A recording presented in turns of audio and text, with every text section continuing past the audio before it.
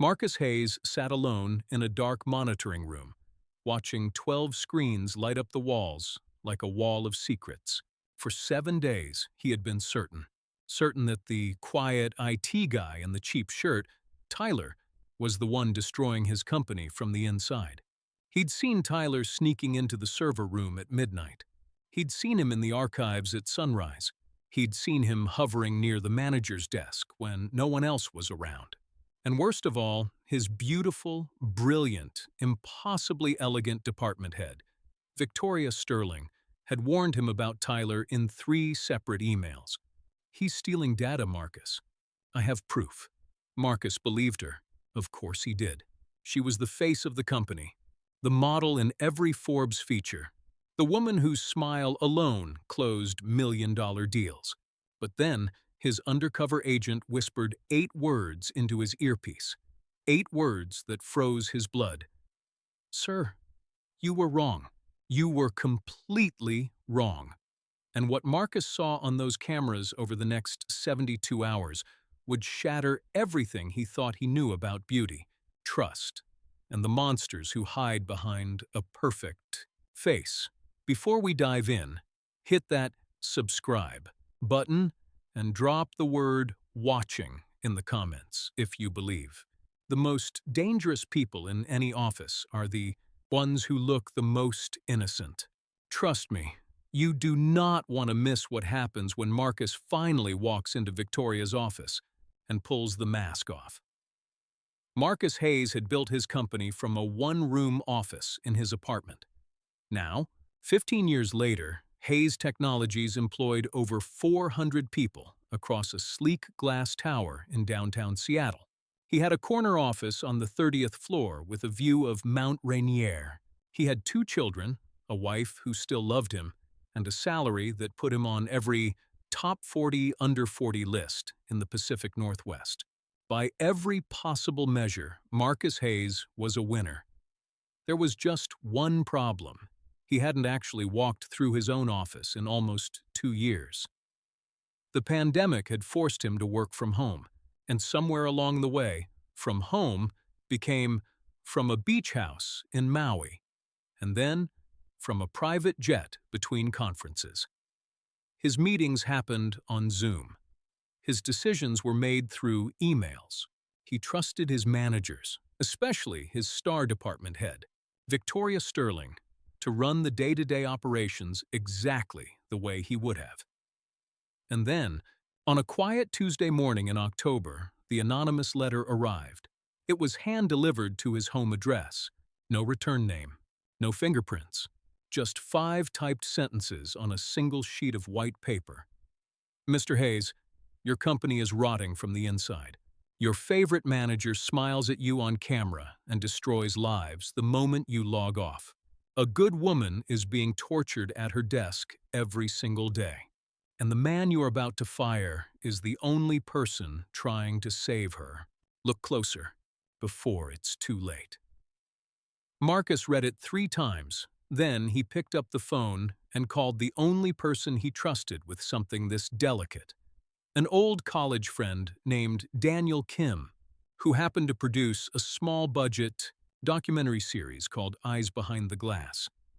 The premise of the show was simple. Companies invited Daniel's team in to install hidden cameras for a documentary about modern workplace culture, and a single undercover journalist would join the company as a new employee to observe what really happened.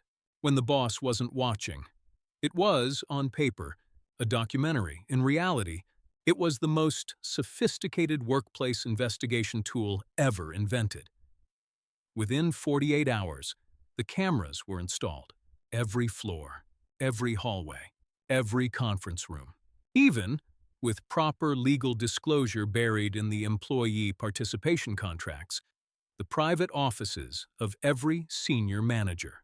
The official explanation given to the staff was that Hayes Technologies had agreed to be featured in a prestigious documentary about the future of work. Everyone was thrilled. Everyone signed. Victoria Sterling herself sent a company-wide email celebrating the opportunity. This is a wonderful chance to showcase the warm, supportive culture we've all built together. The undercover journalist arrived on the following Monday morning.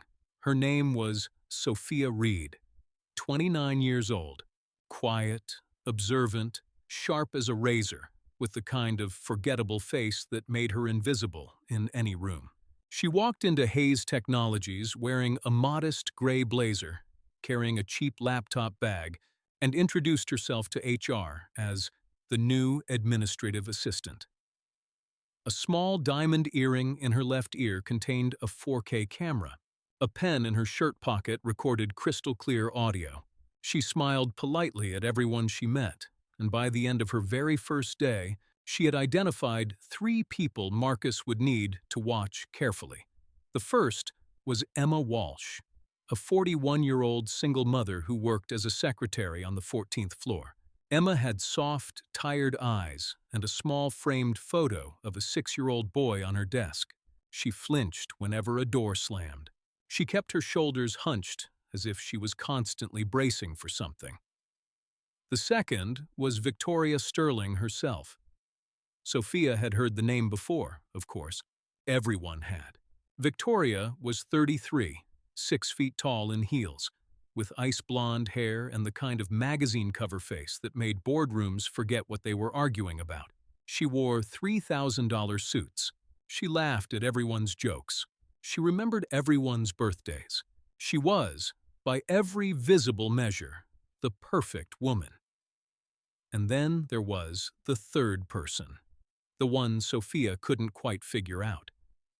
A skinny 26-year-old IT technician with thick glasses, a cheap blue shirt, and a habit of disappearing into rooms he had no reason to enter. His name was Tyler Brooks. Marcus would later say that the very first time he saw Tyler on the monitoring screens, sneaking into the server room at 10:47 p.m. on a Wednesday night, glancing nervously over his shoulder, something cold settled in his chest. He should have been right, but he was about to be very, very wrong. For 7 days, Marcus watched Tyler Brooks like a hawk. He saw the boy slip into the server room at midnight. He saw him kneel beside Victoria's desk at 6 in the morning, photographing something with his phone. He saw him meet Emma Walsh in the empty break room and whisper urgently into her ear before she nodded and wiped away tears. Every single image confirmed what Victoria's emails had been telling him for weeks. He's stealing from us, Marcus. He's planning something. I'm afraid for Emma. I think he's manipulating her. By Friday morning, Marcus had made up his mind. Tyler would be fired on Monday. Police would be called. The investigation would be closed. And then, at 2:14 p.m. on Friday afternoon, his earpiece crackled to life. It was Sophia. Her voice was a whisper, but it was the kind of whisper that carried more weight than a scream. "Sir," she breathed, "you need to come to the archives room. Right now, alone, and bring nothing. You were wrong about him. You were completely wrong." Marcus didn't argue. 6 minutes later, he was standing in the dim basement archive room of his own building, hidden behind a row of filing cabinets, watching through a crack as Tyler Brooks knelt on the floor, surrounded by stacks of paper documents and a small laptop. Sophia stood quietly beside Marcus, her finger pressed to her lips. "Watch," she whispered. Tyler was crying, silent tears running down his cheeks as he carefully photographed page after page of what appeared to be financial records. Marcus squinted, leaning closer. Invoices, bank transfers, vendor agreements, all signed by Victoria Sterling, all paid to companies that, Marcus realized with a slow, sinking horror, did not exist. $2 million, funneled out of his company over 18 months, to ghost vendors, to shell corporations, to a private account in the Cayman Islands. Tyler whispered something to himself as he worked. Marcus held his breath to listen. "For you, Aunt Emma," Tyler murmured, his voice cracking. "For you and for Dad. I promised him. I promised him I'd protect you." I'm almost done. I'm almost done. Marcus felt the floor drop out from under him. That night, back in the monitoring room, Marcus and Sophia pieced together the entire story. Tyler Brooks was Emma Walsh's nephew. Emma had raised him after his mother died when he was 8, and his father, Emma's brother, had passed away from cancer just 2 years ago. On his deathbed, Tyler's father had begged him, "Take care of your aunt. She's all the family we have left." When Tyler had taken the IT job at Hayes Technologies 6 months later, he had no idea his aunt worked in the same building. He found out on his second day, and by his second week, he had noticed something was very, very wrong. Emma flinched every time Victoria walked past her desk. Tyler started watching, and what he saw broke his heart. Marcus pulled up the archived camera footage from the past 14 days. Footage from Victoria's private office. Footage from hallway corners. Footage from a private bathroom Victoria liked to corner Emma in. What he saw would never leave him. He watched Victoria, radiant, smiling, perfectly poised on a Zoom call with him, close her laptop, walk 20 feet down the hallway, and slam Emma's framed photo of her son face down on her desk. "Take this disgusting thing out of my sight. Emma, nobody wants to see your ugly little bastard." He watched Victoria throw a binder at Emma's face during a closed-door meeting and scream, "People like you exist, so people like me can live comfortably. That's it! That's the whole reason for your sad little life." He watched Victoria deliberately spill hot coffee on Emma's blouse, then laugh. "Oh no, did I do that? Maybe if you weren't so wide, I wouldn't have missed the cup." He watched Victoria planting fake evidence on Tyler's computer at 11 p.m. on a Wednesday, slipping a USB drive into his workstation, transferring fabricated files, and then sending herself an email 2 hours later. "Marcus, I'm so worried. I think Tyler is stealing client data. I have proof. Should I report him?" Marcus turned off the screen. His hands were shaking. For 2 years, he had trusted that face, that smile, that perfect magazine cover, Forbes cover, charity gala face. He had let a monster wear the mask of an angel, and the only person trying to stop her was a 26-year-old kid in a cheap blue shirt who he had been about to destroy.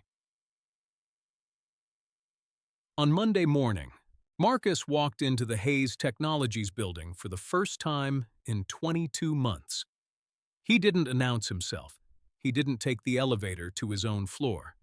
He walked directly to the 14th floor, opened the door of Victoria Sterling's office without knocking, and stepped inside just as Victoria was standing over Emma's desk, her hand raised mid-strike, screaming at Emma to clean up the coffee you spilled. "You worthless old cow." Victoria froze. Her hand dropped. Her perfect magazine cover face went completely white. Marcus closed the door behind him. He smiled gently at Emma. He nodded toward the chair. "Sit down, Emma. You don't work for her anymore. You report directly to me now."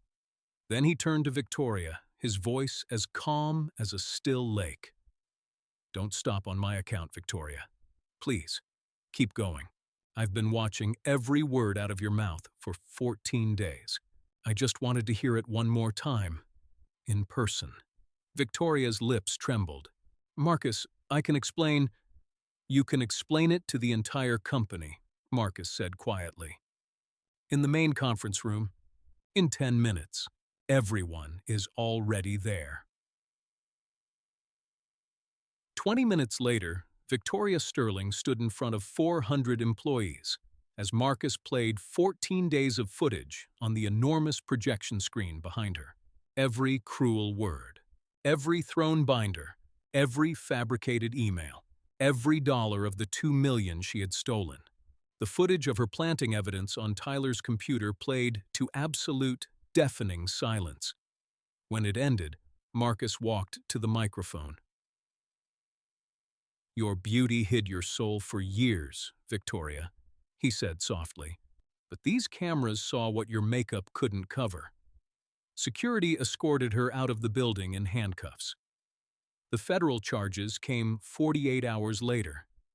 Wire fraud, embezzlement, workplace harassment, falsifying evidence to frame an innocent employee.